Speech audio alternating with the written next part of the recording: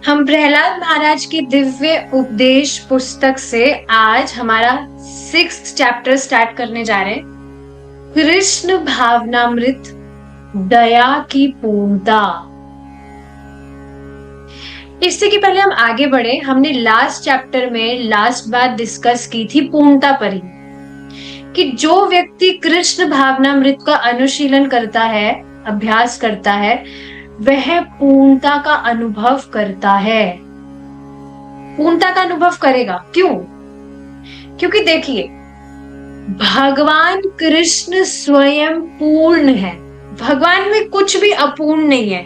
कोई भगवान में अपूर्णता नहीं है क्या? क्योंकि भगवान तो असीमित है। Krishna is unlimited God.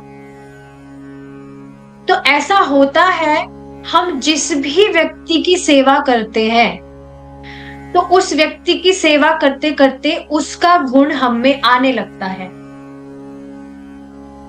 ये बहुत ही ज्यादा गंभीर बात है। इस जगत में आप जैसे जिस भी व्यक्ति की सेवा करते हैं, आप देखते हैं कि उसके गुण भी आप में आने लगते हैं। भक्त समाज में अगर भक्तों की सेवा आप करते हैं तो भक्तों के गुण आप में आने लगते हैं कि नहीं?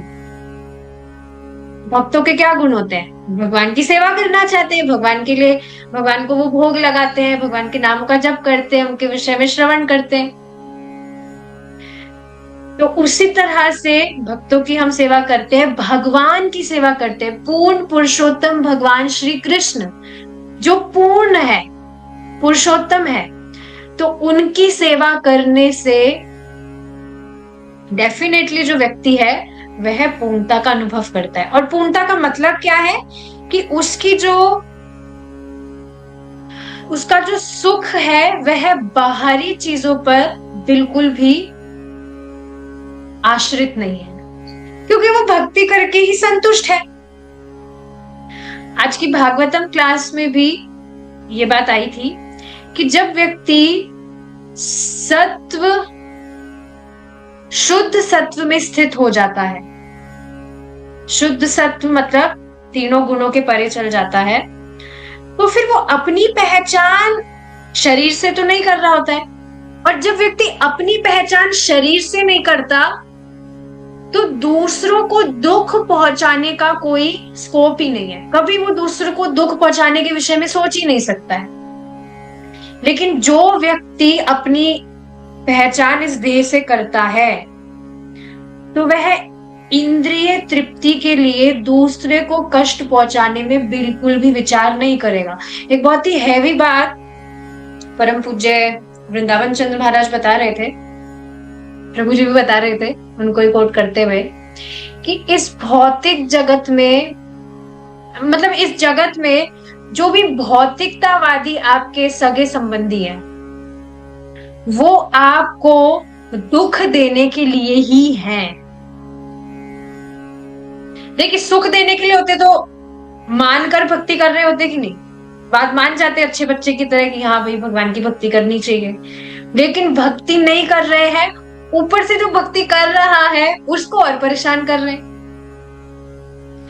तो निश्चित ही जो भी भौतिकतावादी सगे संबंधी है, वो कोई भी व्यक्ति हो सकता है, वो आपका बहुत करीबी भी हो सकता है, वो आपको दुख देने के लिए ही है। और ये मैं मेरी बात बिल्कुल भी नहीं बोल रही हूँ, प्रभु जी ने भी इसी तरह से कहा कि प्रभु जी अपनी बात नहीं कह रहे, स्वयं महाराज इस बात को बता रहे थे।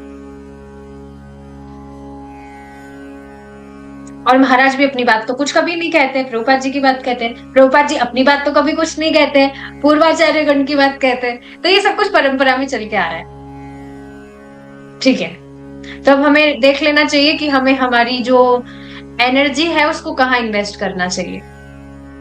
अब हम आगे देखेंगे। अब प्रहलाद महाराज अपना निष्कर्ष सुनाते हैं। हे मित्रों, चूंकि भगवान सर्वत्र उपस्थित है और चूंकि हम भगवान के भिन्नांश हैं, इसलिए हमारा कर्तव्य है कि हम समस्त जीवों पर दयालु हो। और देखिए, अभी ऐसा नहीं कि हम ब्रह्मभूत अवस्था में आ गए हैं, सत्व गुण में स्थित हो गए हैं, तीनों गुणों के पार चले गए हैं, पर फिर भी क्या ये गुण आप नहीं देख रहे? क्या आपका मन करता है कि आप किसी का कुछ भी अहित कर दे? बिल्कुल भी मन में आता ही नहीं होगा। ये तो बिल्कुल मैं गारंटी के साथ कह सकती हूँ कि सामने वाले का कुछ अहित हो जाए, वो छत से गिर जाए या उसका कुछ हो जाए, कुछ भी ये सारी चीजें नहीं आती होंगी। तो ये कब आता है? जब व्यक्ति अपना संबंध भगवान से समझता है, और भक्ति करने से ये गुण आने लगता है। जब कोई व्यक्ति निम्नतर पद पर होता है तो उसकी सहायता करना हमारा कर्तव्य है। और सहायता का अर्थ क्या है? उसको भगवान से जोड़ना। जैसे आज एक बहुत इंटरेस्टिंग बात बताई जा रही थी कि एक माता जी का क्वेश्चन था कि जो व्यक्ति इंद्रिय तृप्ति के लिए लालायित है लेकिन उसके साथ हमें रहना पड़ रहा है, तो फिर हम क्या करें उस स्थिति में? तो प्रभु जी ने बहुत इंटरेस्टिंग आंसर दिया कि आप देखिए कि वह क्या इंद्रिय तृप्ति चाहता है। क्या वो खाना पीना चाहता है तो उसको भगवान का प्रसाद दीजिए, क्या दिक्कत है? सम्मान चाहता है तो उसको कहिए हाँ आप बहुत अच्छे हैं, आप बहुत, हरे कृष्णा, आप बहुत अच्छे हैं, आप उनका सम्मान कीजिए, क्या दिक्कत है? वैष्णव का कर्तव्य ही है कि जो भी सामने वाला व्यक्ति उससे चाहता है वो उसको दे। वो भोजन चाहता है तो भगवान का प्रसाद उसको देता है, और जो भी बाकी सारी चीजें। लेकिन जो ज्ञान है वो भी जब व्यक्ति सामने वाला चाहेगा तभी आप उसको भगवान के विषय में दे पाएंगे। कोई सुनेगा ही नहीं आपकी बात, तो आप उसको कैसे भगवान के विषय में बता पाएंगे? तो सहायता का अर्थ ये कि आप उसको कृष्ण से जोड़ें। अगर वो डायरेक्ट फिलॉसफी भी नहीं सुनता है तो इनडायरेक्ट वे में आप उसको कनेक्ट करें। उदाहरणार्थ, चूंकि शिशु असहाय होता है अतः वह अपने माता पिता की दया पर आश्रित होता है। वह कहता है माँ मुझे यह वस्तु चाहिए, और माता कहती है हाँ बेटे दे रही हूँ। हमें हर जीव पर दयालु होना चाहिए और उन पर दया दर्शानी चाहिए। देखिए ये बात समझ लीजिए, जीव पर बार बार में ये बात हमें दिमाग में घुसानी चाहिए। जीव पर दया करने का अर्थ है उस पर वास्तविक दया करना। और वास्तविक दया एकमात्र क्या है कि आप उसका संबंध कृष्ण से जागृत करने में उसकी सहायता करें। क्योंकि इंद्रिय तृप्ति में सहायता तो उसे अनादिकाल से मिली जा रही है, कहीं ना कहीं से मिली जाती है उसको, इस वजह से वो यहाँ फंसा है। पर वास्तविक दया जीव पर क्या है कि उसका ये जो जन्म मृत्यु का चक्र अनादिकाल से जो चल रहा है वह समाप्त हो, उसमें आप उसकी कुछ सहायता करें। देखिए एक बार किसी का भी भक्ति स्टार्ट हो गई ना तो वो निश्चित ही भगवान के पास बहुत जल्दी पहुंच जाएगा। अब बस वो समय का डिफरेंस है कि कितनी देर में पहुंचता है। पर मैं देखिए कल रात को इस चीज पर विचार कर रही थी कि ऐसे काफी लोग हैं मनुष्य जीवन प्राप्त करने के बाद में भी जिन्होंने कृष्ण शब्द तक नहीं सुना है। वास्तव में ऐसे लोग, या आप भारत में रहते हैं, भारत में भी पॉसिबिलिटी है कि व्यक्ति ना सुना हो, पर ठीक है भारत में थोड़ा सब कुछ बहुत स्पिरिचुअलिटी यहाँ पर है। लेकिन बाहर के देशों में तो है, काफी लोग ऐसे हैं जो जिनका कभी भगवान से संपर्क नहीं हुआ, और उसमें से भी काफी सैकड़ों जीवात्माएं हैं जिनका भगवान से कभी संपर्क नहीं हुआ, और वो अनादिकाल से यहाँ पर इस भौतिक जगत में वो सफर कर रहे हैं, कष्ट भोग रहे हैं। तो दया क्या है समझना चाहिए। हम किस तरह सभी पर अपनी दया दिखलाएं। संसार में करोड़ों दीन दुखियारे हैं, तो हम सबों पर किस तरह दया का प्रदर्शन करें। क्या हम संसार भर के सभी अभावग्रस्त लोगों को वस्त्र और भोजन दे सकते हैं? ऐसा संभव नहीं है। तो फिर हर जीव पर हम किस तरह दयालु हो, उन्हें कृष्ण भावनामृत प्रदान करके। एकदम स्पष्ट है, प्रभुपाद जी वही बात बता रहे हैं। प्रहलाद महाराज इसी विधि से अपने देखिए एक बात समझ लीजिए कि हम संसार भर के लोगों का तो कुछ भी कर नहीं सकते हैं बहुत, लेकिन इस बात को आप समझिए कि किसी एक व्यक्ति को भी आपने कृष्ण भावनामृत प्रदान किया है, आप खुद नहीं समझ सकते आपने उस पर कितनी कृपा की है। कृपालु हम है भी नहीं, ये सब कुछ भगवान से ही आ रहा है। बस ये समझ लीजिए कि भगवान का माध्यम हमें बनना चाहिए। किसी एक जीव को भी आपने भक्ति के लिए कन्विंस कर दिया। जैसे कल एक माता जी है, उन्होंने कोई रील भेजा था, क्या था वो, मैं देख ही लेती हूँ। उसमें मतलब उन्होंने कुछ भेजा था जिसको मैंने पढ़कर मुझे बहुत खुशी हो रही थी कि वाओ, मतलब ये कन्विंस हो गई है ये माता जी की हाँ, भक्ति करना ही इस मनुष्य जीवन का लक्ष्य है। हाँ, लोगों की बातों को छोड़िए, नहीं तो पुनर्जन्म लेना पड़ेगा। ये कुछ रील उन्होंने भेजा था यूट्यूब से, मैंने देखा तो नहीं, पर ये ऊपर से पढ़ के मुझे बहुत खुशी हो रही थी कि चलो भाई, इनको कम से कम शी इज कन्विंस्ड कि भाई पुनर्जन्म लेना कोई अच्छी बात नहीं है, भगवान की भक्ति करनी चाहिए।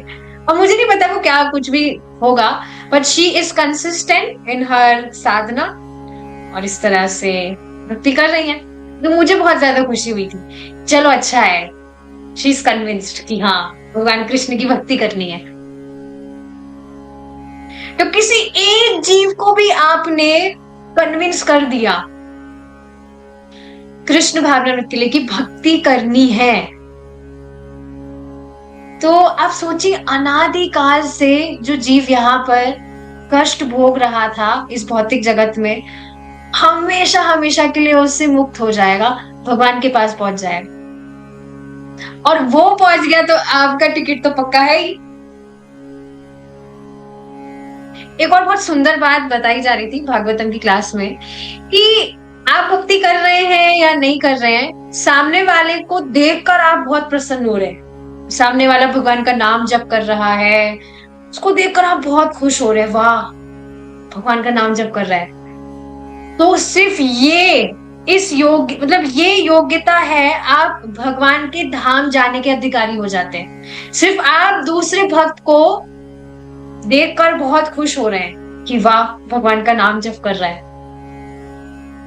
कितना सुंदर गुण है ये निर्मत्सरता का, कि आप द्वेष नहीं कर रहे, अरे कैसे ये आ कैसे गया माला करने के लिए, कि तो मेरे से पहले जल्दी उठ जा रहा है। ये सब नहीं है हृदय में, ये सारी भावनाएं नहीं है। कितना सुंदर गुण है निर्मत्सरता का, कि आप सामने वाले भक्त को देखकर खुश हो रहे हैं कि वो भक्ति कर रहा है अच्छे से। प्रहलाद महाराज इसी विधि से अपने सहपाठियों पर वास्तविक दया का प्रदर्शन कर रहे हैं। प्रहलाद महाराज भी तो यही बात बता रहे हैं कि कृष्ण की भक्ति करो। वे सब के सब मूर्ख थे, कृष्ण भावनामृत से विहीन, इसलिए प्रहलाद महाराज उन्हें कृष्ण भावना भावित होने का मार्ग दिखला रहे थे। यही सर्वोच्च दया है। यदि आप समस्त जीवों पर तनिक भी दया करना चाहते हैं तो उन्हें कृष्ण भावनामृत का प्रकाश दीजिए, जैसा कि प्रहलाद महाराज ने किया। क्योंकि इस बात को समझ लीजिए कि आपको ये प्रोसेस है, एक इतना जादुई प्रोसेस आपको मालूम है, तो आप ही औरों को दे सकते हैं। किसी बेचारे व्यक्ति को पता ही नहीं है, वो कहां से बताएगा, तो लग जाना चाहिए। अन्यथा भौतिक दृष्टि से दया दिखा पाना आपकी शक्ति से परे है।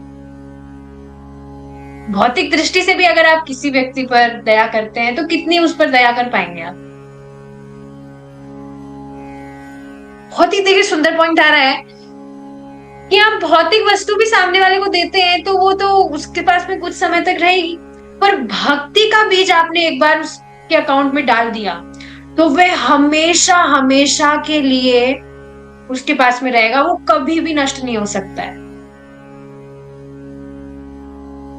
प्रहलाद महाराज कहते हैं, मित्रों अपना ये असुरी जीवन छोड़ दो, इस मूर्खता को त्याग दो।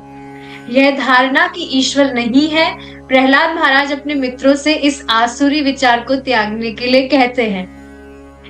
तो ये प्रहलाद महाराज छोटे से, इतने क्यूट से 5 साल के, वो इस तरह से ज्ञान दे रहे, क्योंकि प्रहलाद महाराज के मित्रगण असुर परिवारों में जन्मे थे और आसुरी शिक्षकों से शिक्षा पा रहे थे, इसलिए वो सोचते थे ईश्वर कौन है, ईश्वर नहीं है। हम भगवत गीता में पाते हैं कि इस प्रवृत्ति के लोग दुष्ट कहलाते हैं, क्योंकि वे सदैव दुष्टता पर तुले रहते हैं।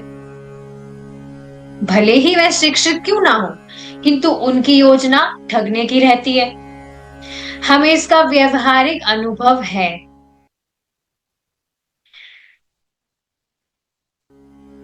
जो लोग हाँ, अनुभव है, ये लोग उच्च शिक्षा प्राप्त होते हैं और अनेक योग्यताओं से युक्त होते हैं। ये सुंदर वेशभूषा भी धारण करते हैं, किंतु इनकी मनोवृत्ति निम्न होती है। बाहर से वेशभूषा वगैरह एकदम बढ़िया है, डिग्रीज भी बहुत सारी है, लेकिन मनोवृत्ति निम्न होती है। मनोवृत्ति निम्न होती है मतलब समझ रहे हैं आप? क्योंकि जीव इंद्रिय तृप्ति के लिए व्यग्र है, तो वह बस सामने वाले का एक्सप्लॉइटेशन ही करना चाहेगा। कांस्टेंट उसके दिमाग में एंजाइटी रहेगी।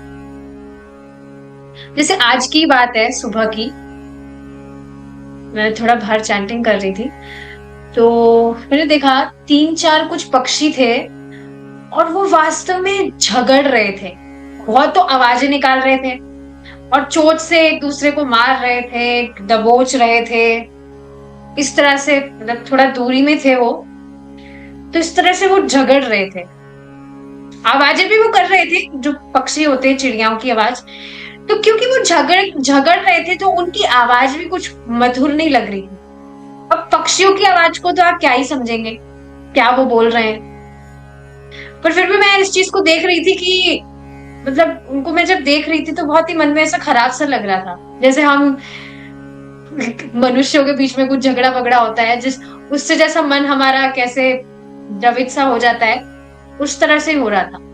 तो मैं यही सोच रही थी कि इसी राग द्वेष में फंसने की वजह से ही जीवात्मा इस भौतिक जगत में पड़ा है, और ये इससे कोई भी योनि नहीं बची है। एक पक्षी तक आप बताइए, इस तरह से पक्षी आपने पता नहीं कभी देखे नहीं देखे, पहले भक्ति में आने से पहले तो कहाँ ही इन चीजों पर ध्यान जाता था, पर भक्ति में आने के बाद में यू बिकम वेरी कॉन्शियस। हर एक छोटी बात के पीछे आप देख पाते क्या रीजन है। तो मैं उन पक्षियों को देख रही थी कि ये जीवात्मा इस तरह से झगड़े में फंसे हैं, और पता नहीं क्या ही, चिड़ियाओं में क्या ही झगड़ा होगा, आहार और तो क्या ही झगड़ा होगा। तो इस तरह से वो झगड़ रहे थे। तो आप देख रहे हैं, इंद्रिय तृप्ति में कोई भी जीवात्मा जो व्यग्र है, हर एक जीव मात्र की बात यहाँ हो रही है, सिर्फ मनुष्यों की बात नहीं हो रही।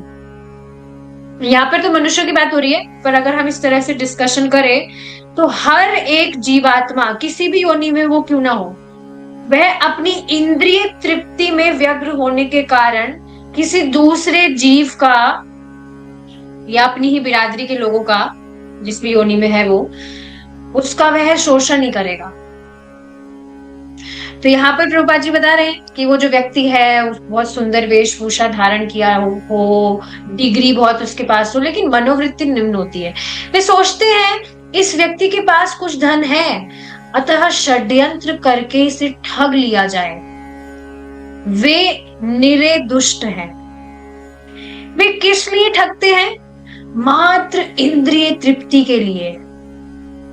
ठीक उसी तरह जिस तरह की जीवन का लक्ष्य ना जानने वाला एक गधा।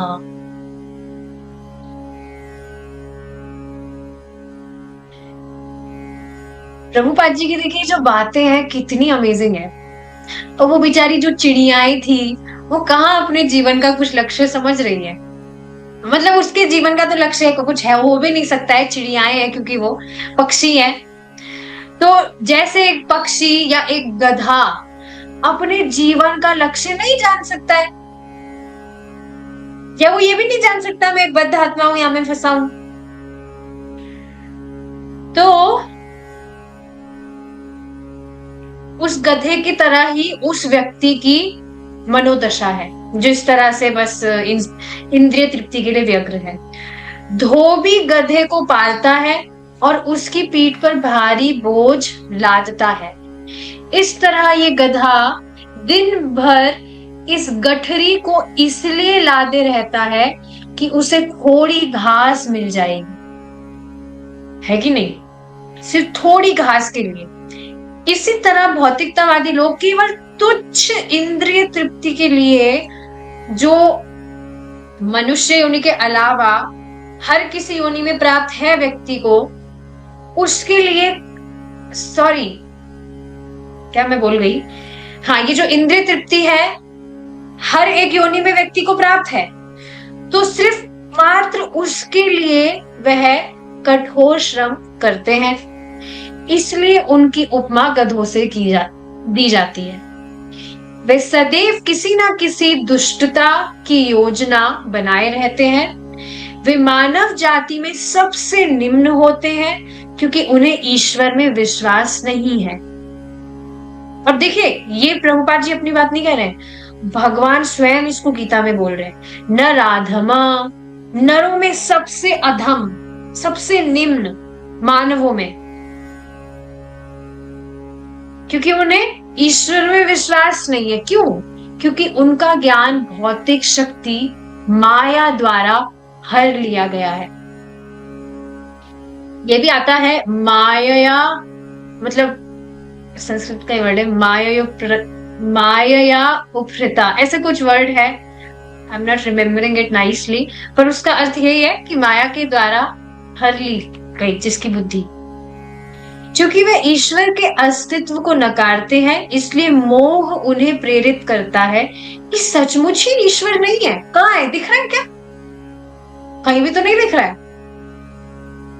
पर अगर व्यक्ति थोड़ी भी बुद्धि लगाए तो उसको समझ में आएगा कि मैं जो सूर्य देख रहा हूं, चंद्रमा देख रहा हूं, या ये जो पूरा जो जगत है, अलग अलग प्लैनेट्स हम देखते हैं, ज्योग्राफी में तो पढ़ते हैं, तो ये कोई मानव तो नहीं बना सकता है, और बाय चांस भी नहीं आ सकते। तो डेफिनेटली यहाँ इस जगत में मैं देखता हूं कि हर डिजाइन के पीछे एक डिजाइनर है। जो भी वस्तु मैं देखता हूं, वो वस्तु अपने आप यहाँ प्रकट नहीं हुई है, उसको बनाने वाला कोई व्यक्ति है। जैसे एक पेंसिल हो या कुर्सी हो या घर हो, कोई व्यक्ति बनाने वाला है। तो कैसे जो ये पूरी जो सृष्टि है ये बाय चांस हो सकती है? थोड़ा भी व्यक्ति विचार करेगा तो समझ पाएगा इस बात। लेकिन मोह उन्हें प्रेरित करता है कि सचमुच ईश्वर नहीं है। कठिन श्रम करो और पाप करो जिससे नरक जा सको। ऐसा तो नहीं बोलते होंगे वो लोग, पर कर तो यही रहे हैं। प्रहलाद महाराज अपने आसुरी मित्रों से अनुरोध करते हैं कि वे यह विचार त्याग दे कि भगवान नहीं है। यदि हम इस व्यर्थ के विचार को त्याग दे तो हमारी अनुभूति से परे रहने वाले परमेश्वर प्रसन्न हो जाएंगे और हम पर दया करेंगे। तो बिल्कुल स्पष्ट है, बिल्कुल। देखिए, बहुत ही अमेजिंग बात है, इस बात को हमेशा ध्यान रखिएगा, ये प्रचार में बहुत सहायता करती है। जो व्यक्ति खुद की सहायता करना नहीं चाहता, उस व्यक्ति की सहायता भगवान भी नहीं कर सकते। God helps those who helps themselves। किसी व्यक्ति को हमने बताया कि हरे कृष्णा महामंत्र, देखिए कलयुग चल रहा है, हरि नाम, हरे नाम एव केवलम, सिर्फ यहाँ पर हरि नाम ही चलेगा और कुछ नहीं चलेगा, वो फिर भी नालायक नहीं कर रहा है, तो वो खुद की सहायता खुद ही नहीं करना चाहता है, तो उसकी सहायता फिर आप क्या भगवान भी नहीं कर सकते। खुद इच्छा नहीं कर रहा वो भगवान की भक्ति करने की। भगवान कर सकते हैं पर भगवान करेंगे नहीं, ये बात है। भगवान के लिए कुछ भी असंभव नहीं है। पर भगवान जब तक कोई जीव अपनी इंद्रियों को अपनी स्वेच्छा से भगवान की सेवा में नहीं लगाता, तब तक भगवान उसकी सहायता नहीं करते हैं। तो अब व्यक्ति तो अज्ञानवश इस तरह से अपनी इंद्रियों को भगवान की सेवा में नहीं लगा रहा। सो डिवोटी शुड बी स्मार्ट। उनको कैसे ना कैसे आप भगवान की सेवा में लगा दीजिए। मैं काफी बार इस चीज को देखती हूँ, जैसे आपके घर में भी भक्त नहीं है, लेकिन आप जैसे प्रसाद बनाते हैं, जो भी आपको वस्तु की आवश्यकता होती है जिसको आप भगवान की सेवा में ले, तो अब माता जी की अगर बात की जाए तो वो तो जॉब नहीं करती है, पर मान लीजिए उनके घर में जो भी पति हैं या पिताजी हैं वो भक्त नहीं है, पर वो आपकी इस तरह से सहायता कर रहे हैं कि नहीं, आपको घर का राशन देते हैं, लाकर देते हैं, जिससे आप भगवान के लिए प्रसाद बनाते हैं, तो इनडायरेक्टली भी आप उनको भगवान की सेवा में नियोजित कर रहे हैं। या आप उनको भगवान की जो इनडायरेक्ट सेवा है, जैसे सब्जी वब्जी काटना भगवान के प्रसाद के लिए, या और भी बाकी सारी जो चीजें हैं, इस तरह से आप उनको भगवान की सेवा में लगा सकते हैं।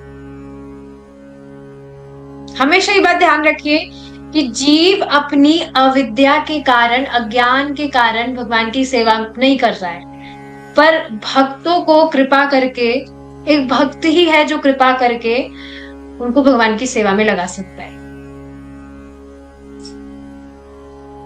तो इस तरह से हमारा जो चैप्टर है यहाँ पर कंप्लीट होता है, और हमारी जो बुक है प्रहलाद महाराज के दिव्य उपदेश वो यहाँ पर कंप्लीट होती है। अब हम हमारी नेक्स्ट बुक मंडे को स्टार्ट करेंगे। मंडे को स्टार्ट नहीं करेंगे, जब भी स्टार्ट करेंगे तब करेंगे अगर भगवान ने चाहा। So thank you so much for your association and we will stop here now. Number में देख लेती हूँ। यहाँ पर जहां पे हम हैं उनको कृष्ण क्या मालूम है? हाँ, लोगों को नहीं पता होता है, जैसे जो भक्त है वो किसी दूसरे देश में रहते हैं, तो हाँ आप देखेंगे नहीं पता होता है कि भगवान कृष्ण है या कौन है, तो इस वजह से वो उनको कभी कुछ संपर्क प्राप्त ही नहीं होता है भगवान का। तो भक्तों को कृपा करके उन्हें बताना चाहिए। ठीक है, हम अब यहाँ पर रुकेंगे।